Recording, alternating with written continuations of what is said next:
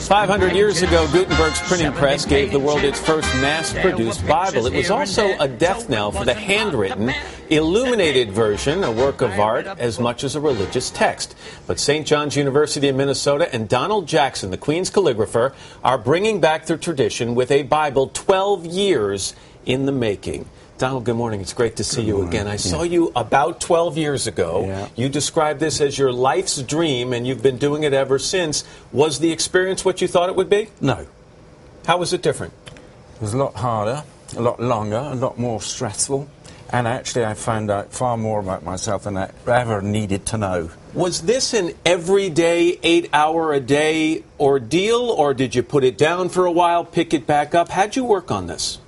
Well, first of all, it was a team effort, and I had to train people to work. They were experts, but just like musicians, they had to work together on this, and they had to agree that the text was, what they all liked to do. And so the text was all written out, and then the spaces were illuminated and illustrated to bring out the meanings of the words. This one is a reproduction of your masterpiece. If we look over here, this is one of the first pages you did. It's done on skin with 130-year-old Chinese ink. Yeah. The pens were made of quills from birds and reeds. Did you use any modern technology?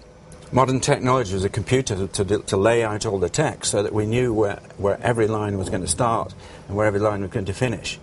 Didn't stop us making mistakes, of course, but, we did try. Tell us about this. It's one of the first pages you did. Well, the techniques are ancient. I mean, the gesso, the gold on here, which you might catch, is raised and with burnished gold leaf on it. But the ideas come from now. I mean, why wouldn't they? They come from every day. So you put a modern twist on this ancient work. Well, yes.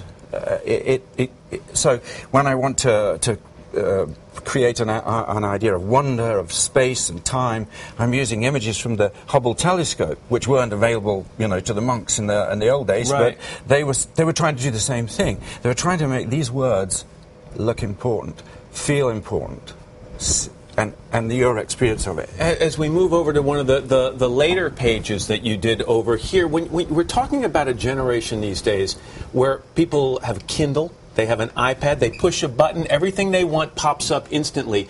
Do you think people will even be able to grasp what you went through to create this? Well, I do believe that, because I think, you see, when you use a quill, because it is a delicate instrument, and it picks up you. I mean, as you write, every breath you take, heartbeat, just like a musical instrument, it goes into that. And I just do believe that on one level, people pick up on that energy.